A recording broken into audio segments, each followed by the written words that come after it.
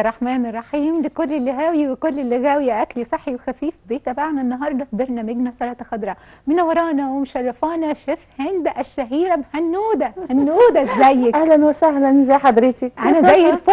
وسمعت كده ان احنا عندنا سفره خاصه بعاشوره، صح؟ ايوه، النهارده بقى؟ كل سنه وانتم طيبين وانتي بصحه موسم وسلامه عاشوراء. الاربع باذن الله. اهو أيوة. يوم الاثنين قبليها بوقت كافي باذن الله. تعالي النهارده ان شاء الله هنعمل بقى مع بعض عاشوراء بقمح البليله، وهنعمل بطايه كده وورق عنب وملوخيه. وسع وسع وسع. هو ده مطبخنا النهارده. كمان فقرتنا الطبيه مهمه جدا، هينورنا ويشرفنا دكتور سيد حمادي استشاري التغذيه العلاجيه، وبنتكلم معاه عن هشاشه العظام، ازاي نتجنبها، والناس اللي جات لهم يا ترى يتعاملوا ازاي، خصوصا ان هو المرض الاكثر انتشارا في العالم. فاصل وهنبدا مع هنوده المطبخ المعتبر. تابعونا.